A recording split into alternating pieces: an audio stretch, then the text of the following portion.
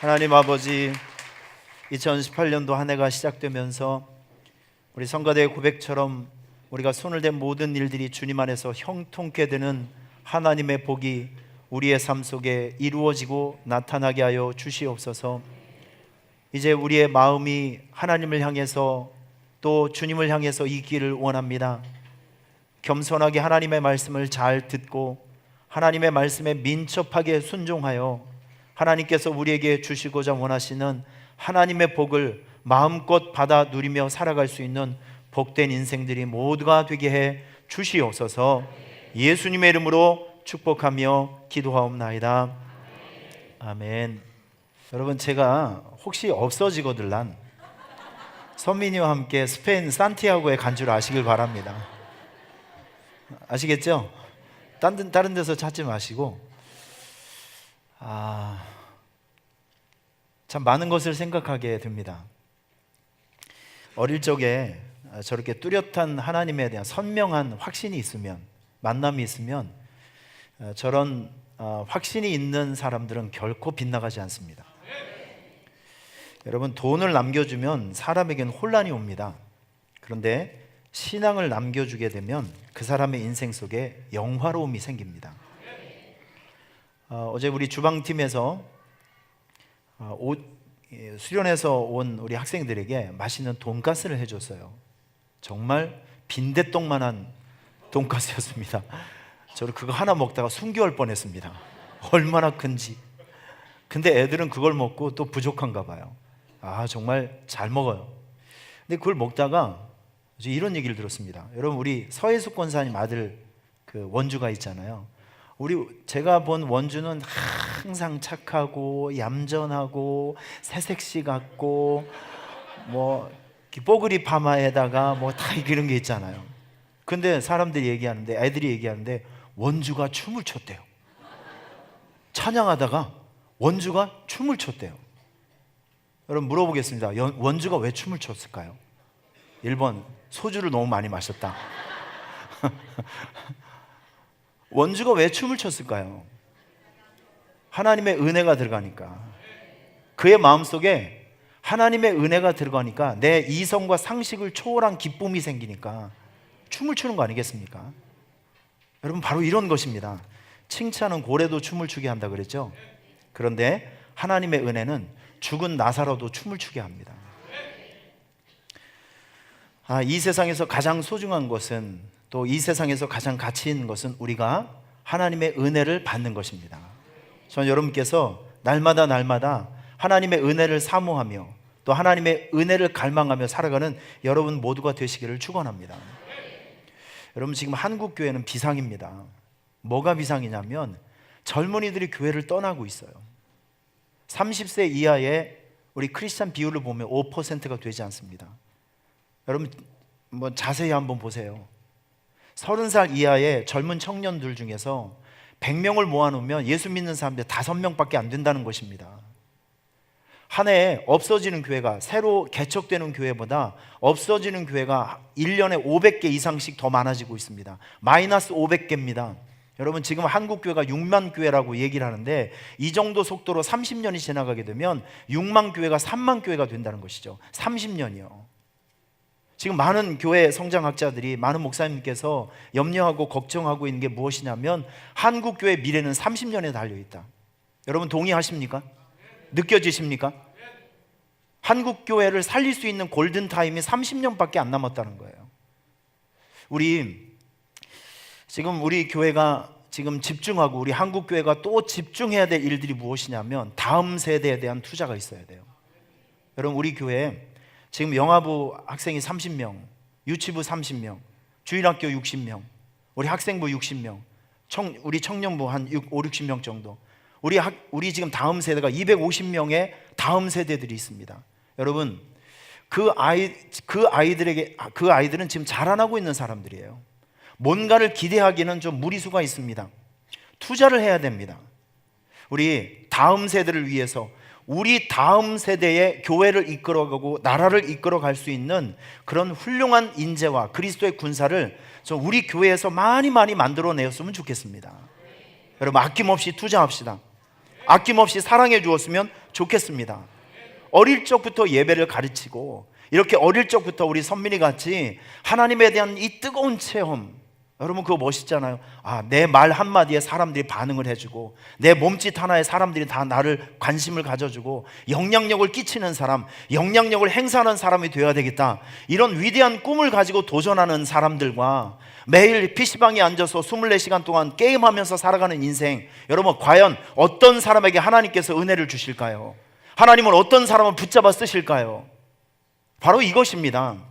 우리 아이들은 교회 안에서, 말씀 안에서 기초가 형성되어야 되고 잔뼈가 굵어져야 됩니다. 믿습니까? 저는 이 록펠러의 어머니가 참 훌륭한 것 중에 하나가 무엇이냐면, 살아있으면서 평생 아이들에게 가르쳐 준 것이 있어요. 뼈에 사무치게 가르쳐 준 것, 여러분 그 중에 하나가 무엇이냐면 하나님을 친아버지처럼 섬겨라. 하나님을 너의 친아버지처럼 섬겨라. 할렐루야. 예배의 성공이 곧 인생의 성공임을 잊지 말고 예배 드릴 때는 항상 앞자리에서 앉아라. 그리고 아무리 바쁜 일이 있어도 반드시 본교회에서 예배를 드려야 한다. 여러분 이런 것들을 어릴 적부터 뼈에 사무치게 가르쳐 준 거예요. 생명의 말씀을 먹여주는 담임 목사님을 존경하고 사랑하고 마음 아프게 하지 말고 잘 따라다니고 하나님 다음으로 잘 모시고 섬겨라.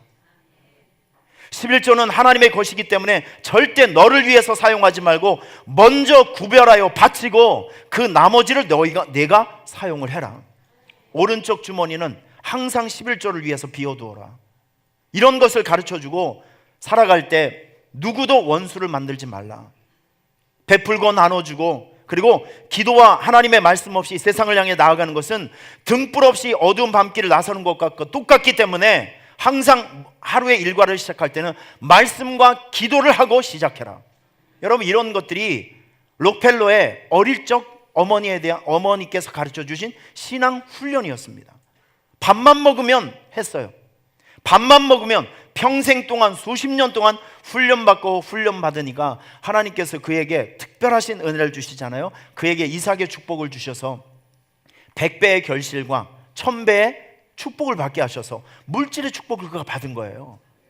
여러분 30대 그는 백만장자가 됐고, 40대 미국에서 최고의 큰 부자가 됐고, 50대 세계에서 제일 큰 부자가 됐습니다. 11조만 계산하는 회계팀이 40명이었대요. 아무도 안 놀라시네. 자기 재산으로 지은 교회가, 미국에 지은 교회가 4,982개. 할렐루야. 수십 개 크고 작은 학교를 세우고 자선 단체를 세우고, 여러분 록펠러가 세운 학교 중에서 노벨상을 87명을 배출한 학교가 있는데 그게 바로 시카고 대학입니다. 이 시카고 대학을 만들고, 하여튼 이 록펠러는 욕도 많이 먹었지만 그래도 그가 어머니께서 가르쳐 주신, 어릴 적부터 가르쳐 주신 신앙 훈련 때문에 그의 인생 속에는 하나님의 영광이 나타나고 하나님의 기쁨을 생산해낼 수 있는 아름다운 신앙의 모습들도 있었다는 것이죠. 여러분 우리 자녀를 말씀 안에서 키웁시다. 우리 자녀를 교회 안에서 키웁시다. 우리 자녀를 기도 안에서 키우고 하나님의 뜻 안에서 키우고, 우리 자녀들이 올바른 길을 걸어가는 복 있는 사람이 되었으면 좋겠어요. 여러분 시편 1편에 보면 복 있는 사람은, 다시 말해서 올바른 길을 걸어가고 있는 사람들에게 주시는 하나님의 복이 무엇이냐면, 그는 시냇가의 나무가 철을 따라 열매를 맺으며 그 잎사귀가 마르지 아니함 같으니 그가 하는 모든 일이 다 형통하리로다. 우리 사랑하는 자녀들이 빗나가지 않고 하나님의 말씀을 빗나가지 않고 예배를 벗어나지 않고 하나님의 말씀 안에서, 교회 사역 안에서, 하나님의 뜻 안에서 예쁘게 잘 살아나고 올바른 길, 복음의 길, 믿음의 길을 제대로 걸어간다면 하나님께서 철을 따라 열매를 주신다고 합니다. 잎사귀가 마르지 않는 주의 복을 주신다고 합니다. 그가 하는 모든 일에 형통을 주신다고 말씀합니다. 여러분의 자손들과 후손들이, 저는 꼭 그런 주의 복을 받기를 주님의 이름으로 축원합니다. 할렐루야. 전 개인적으로 오벳 에돔이 참 이제 늘 존경이 되고 마음에 생각되는 사람이 그 사람이에요. 여러분, 이런 걸 잘 생각해 보셔야 됩니다. 법궤가 아비나답 집에는, 이 법궤, 이게 이 돼지가 법궤라고 생각하면 이 법궤가 아비나답 집에는 20년 있었어요. 그런데 이 법궤가 오벳 에돔 집에는 3개월 있었습니다.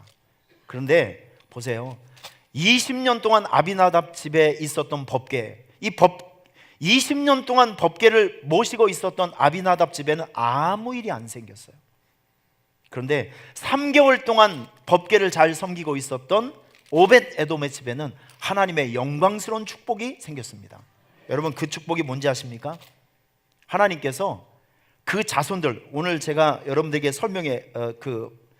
예배를 시작할 때 제가 일부러 읽어드렸던 성경 말씀이 있어요. 여호와를 경외하며 그의 계명을 크게 즐거워하는 자는 복이 있도다. 무슨 복이 있냐면 그의 후손이 땅에서 강성하며 정직한 자들의 후손에게 복이 있으리로다. 부와 재물이 그의 집에 있으며 그의 공의가 영구히 서 있으리로다. 하나님을 잘 섬기고 있었던, 그러니까 어떤 일을 하든지 여러분께서는 전심과 진심으로 하나님을 잘 섬기게 되면 오벳 에돔에게 주셨던 하나님의 복을 받을 수가 있다는 것이죠. 믿습니까? 오늘 이 자리에 오신 여러분 모두에게, 여러분 가족 모두에게 오벳 에돔의 가정에 축복이 임하기를 축원합니다. 오벳 에돔의 가정은 8명의 아들이 있었잖아요. 8명의 아들이 있었는데 손주 손녀들이 62명 있었습니다. 근데 성경을 이렇게 보면 그 62명이, 전 이 말이 좋아요. 다스리는 자가 나타나고, 큰 용사가 나타나고, 최고의 전문자가 나타나고, 유력한 자가 태어났대요. 여러분, 사람이 아무리 많아도 쓰임받는 사람은 한정되어 있습니다.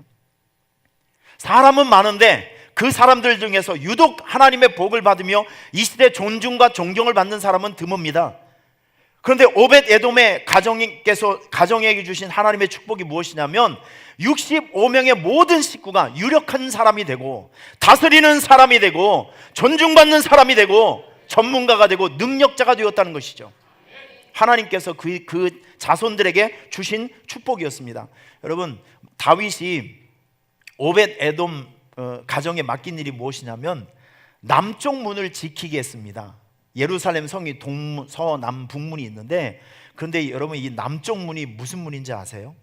왕이 출입하는 문입니다. 이 동서남북, 어떤 문을 보면 짐승과 사람의 이 대변을 버리는 문이 있어요. 그런 것을 지키는 문이 아니라 왕의 출입을 지켜주는 남문을 지키게 하는 특권을 주게 됩니다. 오늘 우리가 신앙생활 할 때 아버님과 어머님, 온 집안 식구들이 전심전력해서 하나님을 잘 섬기게 되면 당대는 물론이겠거니와 하나님께서는 그 후손에 강성함을 주신다는 약속의 말씀을 믿으며 우리가 사력을 다해서, 온 힘을 다해서 우리 사랑하는 자녀들에게 우리의 믿음과 신앙을 전수시켜주는 일들에 전심전력했으면 좋겠습니다. 할렐루야. 믿으십니까? 전 여러분들에게 그러한 소원이 있기를 바라고, 그러한 믿음이 있기를 바라고, 그러한 몸부림들이 여러분의 삶 속에 있기를 축원합니다. 여러분들은 선교사가 무엇이라고 생각하십니까? 선교사의 기본적인 정의는 이렇습니다. 일단 선교사는 한국에 있으면 안 돼요. 이 선교사의 개념을 보면 다른 나라 문화권에 살고 있는 사람들에게 그리스도의 복음을 전하며 사는 사람, 이런 사람을 쉽게 얘기해서 선교사라고 이야기를 합니다. 다른 나라, 다른 문화권에 찾아가서 거기에 살면서 그 나라 사람들의 언어를 구사해 가면서 그 나라, 다른 나라에 가서 그리스도의 복음을 전하는 사람을 선교사라고 합니다. 여러분, 우리나라에 선교사가 몇 가정이 파송된지 아십니까? 무려 180개국에 27,000 가정이 파송되어 있습니다. 여러분, 우리나라 역사를 한번 생각해 보세요. 130년 전에는 우리가 복음을 받았던 나라잖아요. 선교사가 한 명도 없었던 나라입니다. 그런데 130년 후에 우리나라가 180개국에 27,000 가정의 선교사를 파송한 나라, 미국 다음으로 선교사를 제일 많이 파송한 나라가 우리나라 대한민국입니다. 선교 강국이 되었습니다. 참 놀라운 일이죠. 전 이런 모습을 보면서 하나님께서 우리나라에게 주셨던 복, 유다의 복, 다스림의 복, 왕권을 우리에게 주셨다고 저는 믿습니다. 하나님께서는 약한 자를 통해서 강한 자를 부끄럽게 하시는 하나님. 할렐루야. 다한의 축복이 그거 아니겠습니까? 약함 중에서도 승리하고 약한 자가 성공을 하는, 잃어버렸던 모든 것을 회복하는 그 다한의 복이 우리나라에게 임했고, 여러분 요셉에게 무슨 축복이 있었습니까? 인생 밑바닥에서 스스로 올라오는 그 샘의 복이 있었잖아요. 손을 댄 모든 일들이 잘 되어서 점점 더해지는 복이 있었고, 그 가지가 담장을 뛰어넘는 그런 놀라운 한계를 뛰어넘는 성장과 부흥의 복이 있었다는 것이죠. 하나님께서 우리나라와 우리 민족 가운데, 교회 가운데, 성도들 가운데 그런 복을 주셨어요. 오늘 이 자리에 오신 여러분 모두에게 이 유다의 복과 단의 복과 요셉의 복이 있기를 주님의 이름으로 축원합니다. 할렐루야. 여러분, 우리 교회에서는 이제 다음 주부터 이제 13차 전도 축제를 출정식 예배와 함께 이제 시작을 하게 됩니다. 이제 어제 포스터가 이렇게 예쁘게 나왔는데, 이제 다음 주에는 이제 여러 가지 포스터도 붙이고 환경 비화도 이제 들어가게 될 것입니다. 이 전도 축제는 이번에 우리 사남선교회 부부 팀들이 함께 모여서 같이 하게 됩니다. 저는 그래서 벌써 우리 임원들과 함께 세 번째 만나게 되었어요. 어제 저녁에 만나서 일단 출정식 그 오리엔테이션을 제가 하고, 그리고 출정식 때 할 그 스킷 드라마가 있습니다. 밧줄이라는 스킷 드라마가 있는데, 여러분 드라마나 영화 배우들이 이제 실제 촬영을 하기 전에 대본 연습이라는 것이 있습니다. 이렇게 대본을 보면서 그 자리에서 서로 이렇게 대본 연습을 하게 됩니다. 어제 우리도 그 대본 연습을 했습니다. 아주 진지하게 했습니다. 이번 주 수요일에도 또 만나서 할 것이고, 이번 주 토요일에도 또 여기서 현장에서 리허설을 할 것입니다. 여러분, 저는 확실하게 믿는 것이 있습니다. 준비 없는 예배는 은혜가 없어요. 준비 없는 설교는 은혜가 없습니다. 준비 없는 기도, 준비 없는 기도와 준비 없는 예배는 은혜가 없고요. 준비가 있는 기도로 열심히 준비하고 땀 흘려서 준비한 예배는 하나님께서 반드시 기름 부어 주십니다. 준비하고 기도하고 엎드리고 소망하면 채워주시는 것이 우리 하나님의 은혜인 것을 저는 믿습니다. 여러분, 제가 여러분들에게 늘 강조하는 것이지만 이 전도 축제 사역, 이 전도 사역은요, 이벤트나 행사가 아니라 전쟁입니다. 영적 전쟁. 할렐루야. 이 본질을 여러분께서 정확하게 아셨으면 좋겠습니다. 그래서 에베소에서 이 말씀이 잘 나오고 있는데, 우리의 씨름은 혈과 육을 상대하는 것이 아니요 통치자들과 권세들과 이 땅의 세상 주관자들과 하늘에 있는 악의 영들을 상대함이라. 지금 저와 여러분들이 하고자 하는 이 전도 사역은요, 하늘에 있는 악한 영들과의 영적 전쟁이라는 것이죠. 믿습니까? 그래서 우리에게는 특별한 무기가 필요하며 우리에게는 특별한 준비가 필요합니다. 그것이 무엇이냐면, 영적 전쟁에서 승리하기 위해서는요, 하나님의 전신갑주가 필요해요. 하나님의 전신갑주. 저는 오늘 여러분들에게, 이 자리에 오신 여러분들에게 하나님의 전신갑주를 좀 입혀드리고 싶어요. 그래야 우리가 이길 수 있거든요. 할렐루야. 제가 여러분들에게 오늘 입혀드리고자 하는 하나님의 전신갑주가 무엇이냐면, 따라하겠습니다. 선교사의 신앙. 다시 한번요. 선교사의 신앙. 자, 우리 옆에 있는 사람에게 한번 격려합시다. 당신은 선교사입니다. 여러분, 산교사가 아니고요, 선교사요. 발음을 똑바로 하시면서 당신은 선교사입니다. 자, 여러분 자신을 보면 나는 선교사입니다. 이제 여러분들의 눈을 확 뒤집으십시오. 어떻게 뒤집냐면, 모든 것을 선교사의 눈으로 바라보시고 선교사처럼 생각하시고 선교사처럼 말하시고 선교사처럼 기도하고 예배하고 살아가고 싸우게 되면 우리 승리할 수 있어요. 이 영적 싸움에서 일반 평범한 군사가 아니라 하나님 나라를 위해서 특별한 곳에서 특별하게 일하고 순종하고 영적 싸움을 한 선교사 의식을 가지고 영적 전쟁터에 나가면 반드시 이긴다니까요. 여러분, 이 미셔너리, 이 선교사라는 의식을 항상 가지고 살아가는 여러분이 되시기를 축원합니다. 나는 선교사다. 나는 선교사다. 나는 가정의 선교사다. 나는 학원의 선교사다. 나는 직장의 선교사다. 나는 가정의 선교사다. 할렐루야. 이 선교사 의식으로 무장하시고 선교사 신앙으로 무장하시게 된다면 우린 반드시 영적 전쟁에서 승리할 것입니다.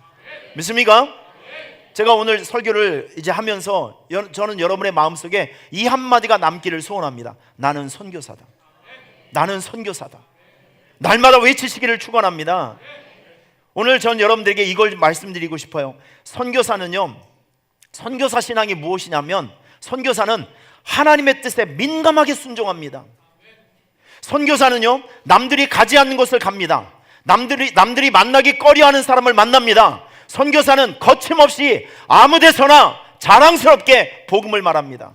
여러분, 이런 것이 선교사 신앙입니다. 이런 것이 선교사의 삶이라는 것이죠. 오늘 이 자리에 오신 여러분께서 이런 역할을 해주시기를 주님의 이름으로 축원합니다.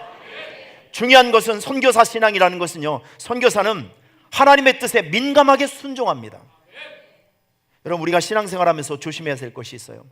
내 의가, 내 뜻과 계획이 하나님의 뜻을 추월하면 안 됩니다. 항상 조심하셔야 됩니다. 여러분들이 지금까지 해왔던 일들이 뭐 대단한 일이 있다 할지라도 여러분, 그것이 여러분에게 우상이 되면 안 돼요. 여러분, 그 우상을 깨트리시길 바랍니다. 매일 옛날만 얘기하고 자기가 했던 일만 생각하는 사람, 나는 이런 일을 했어, 나는 이런 일을 했어, 나는 지금까지 이런 업적이 있어 라고 하면서 현실을 외면하고 하나님께서 지금 나를 어떻게 움직여 주시는지를 파악하지 못하고 하나님을 뒤따라오게 하는 이런 실수를 범하는 사람들이 있단 말이죠. 여러분, 선교사는 그러지 않습니다. 선교사들은요, 언제나 하나님께 물어봅니다. 하나님, 어떻게 하면 좋겠습니까?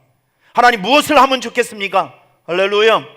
여러분, 오늘 본문이 사실은 사도행전 13장부터 나온, 사도행전 오늘 본문이 13장인데 오늘 본문은 사도행전 10장부터 연결되어지는 거예요. 사도행전 10장에 무슨 내용이 나냐면 고넬료 사건 아시죠?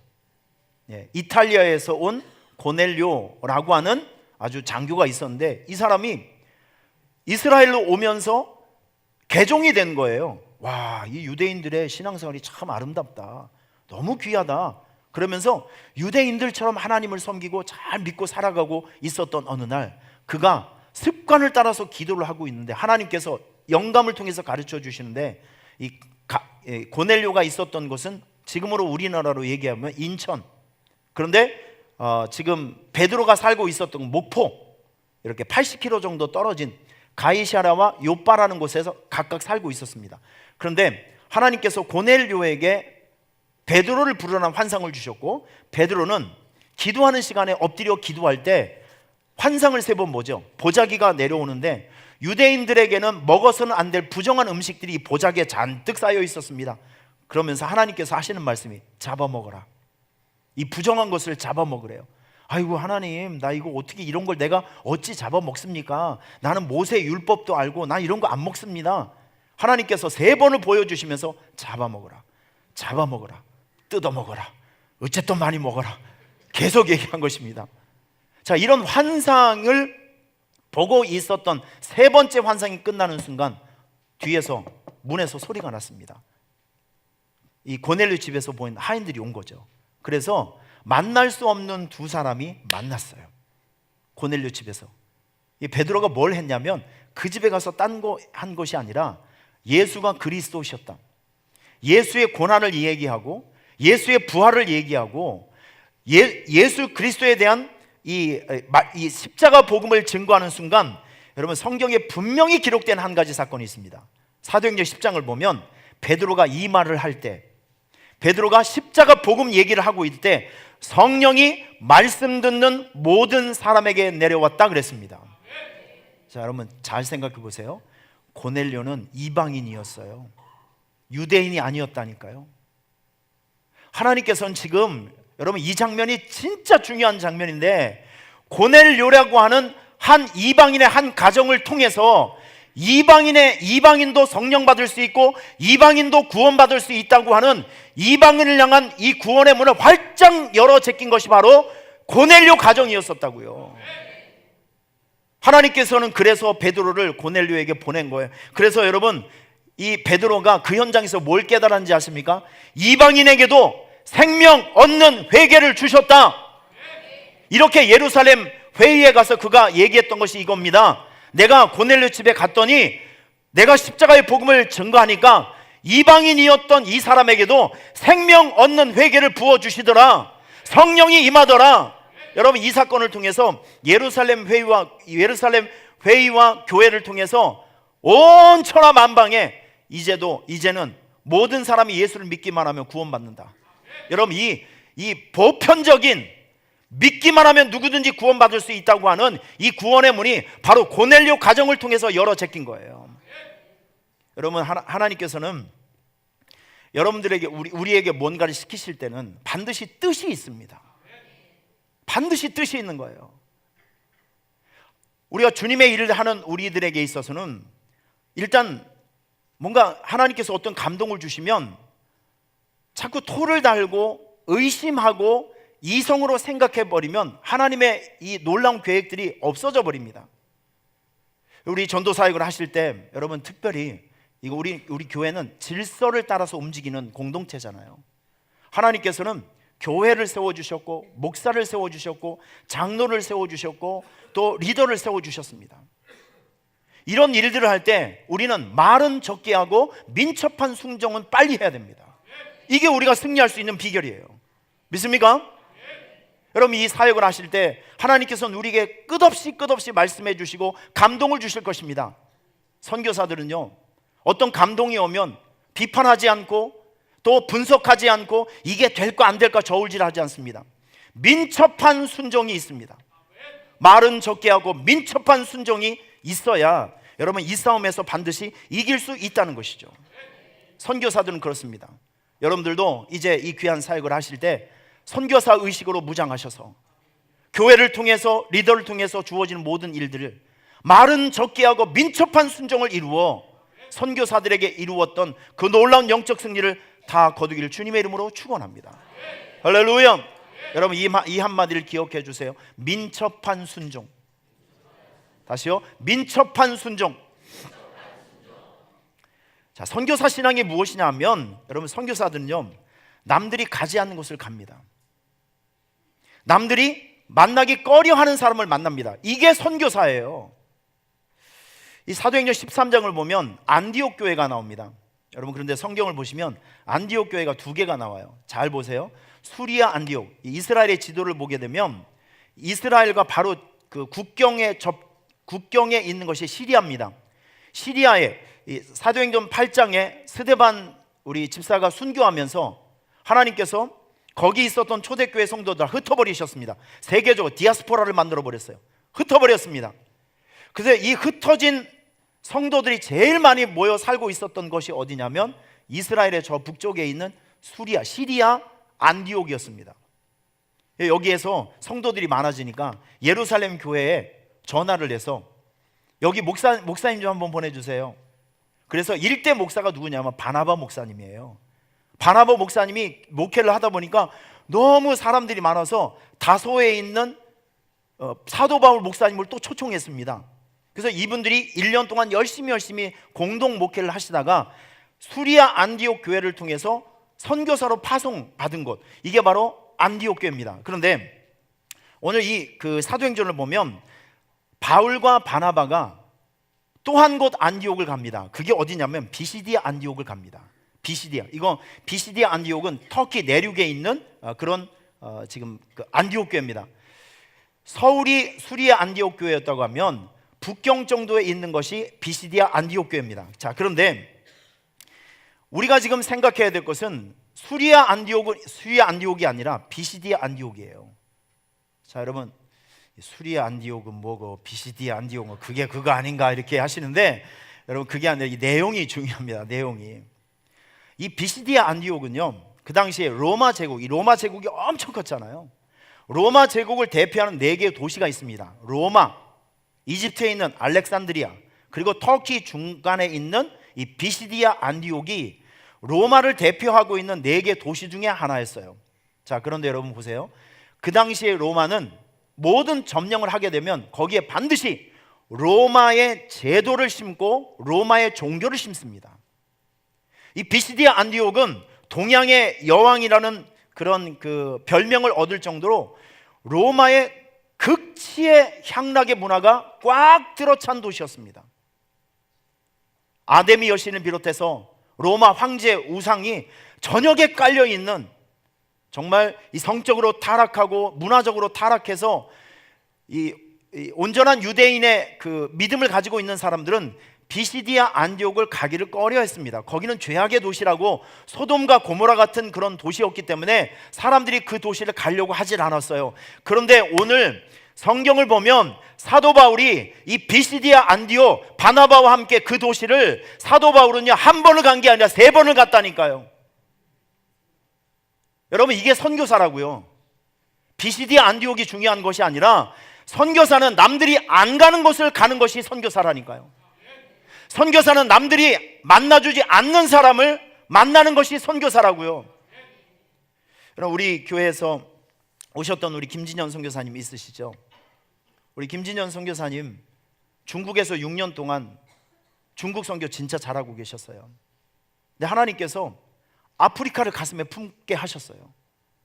6년 동안 많은 교회를 이루고 이제 중국에서 선교적인 발판이 탄탄하게 이제 만들어지고 있는데, 하나님께서 아프리카 한 번도 가보지 않는 아프리카를 향해서 가서 복음을 전하라는 하나님께서 영감을 주신 거예요.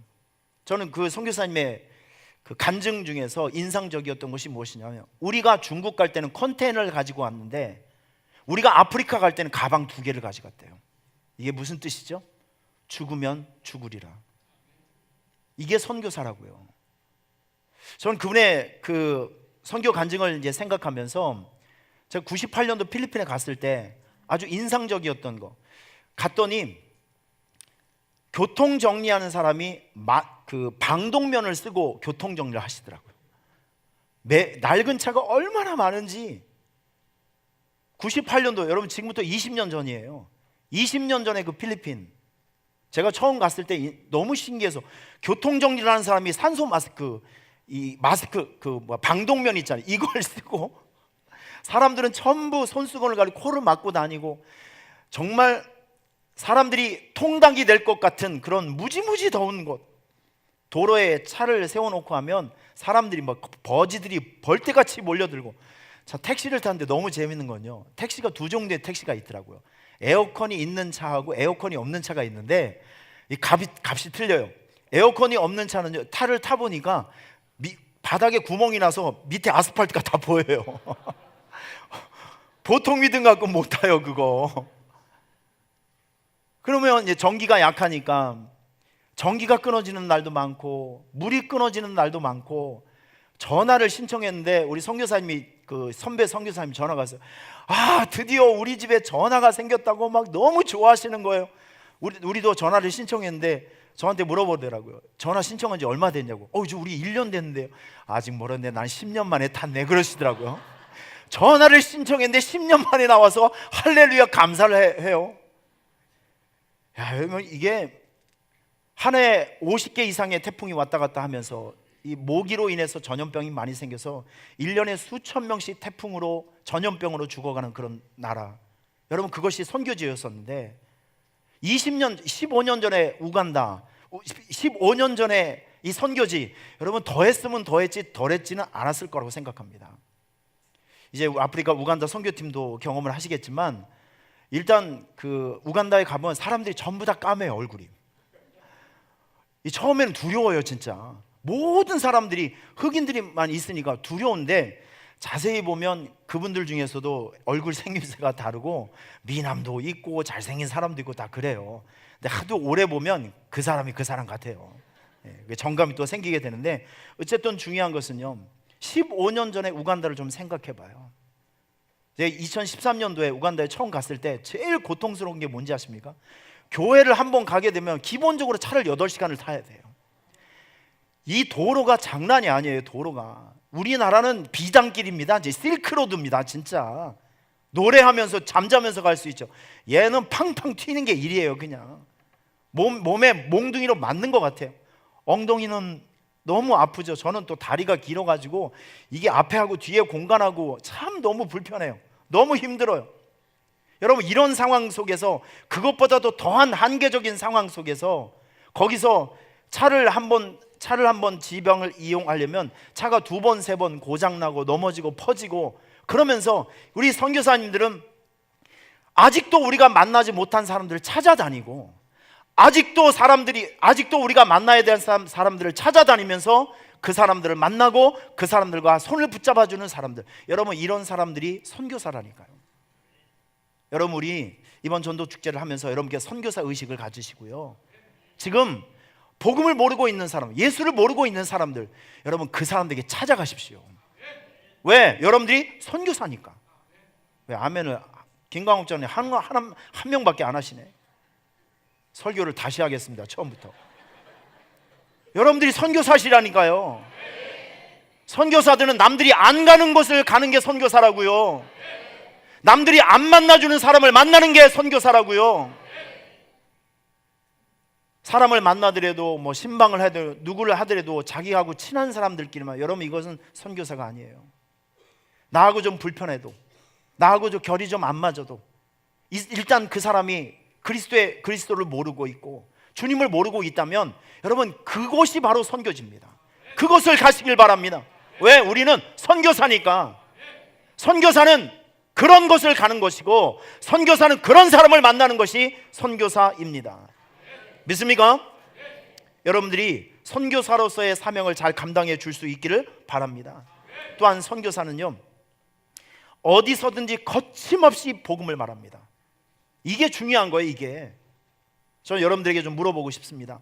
예수 믿는 게 손해입니까? 아닙니까?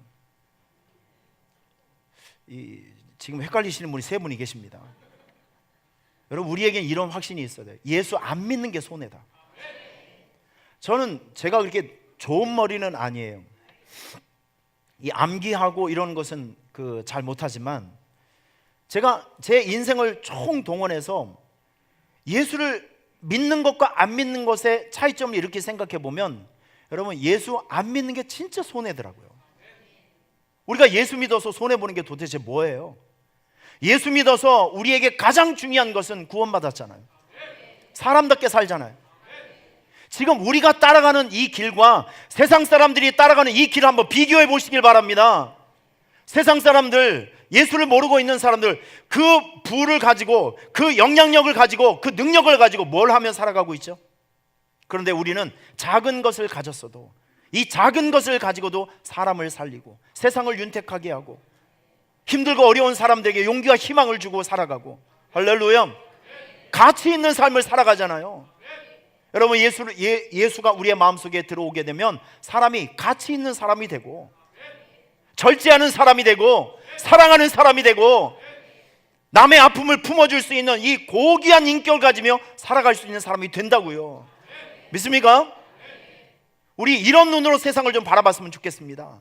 그래서 여러분이 어떤 현장에 있든지 간에, 어떤 삶의 현장에 던져진다 할지라도 과감하고 용감하게 복음을 이야기해 주세요. 예수를 이야기해 주세요. 여러분, 예수님은 부끄러운 분이 아닙니다.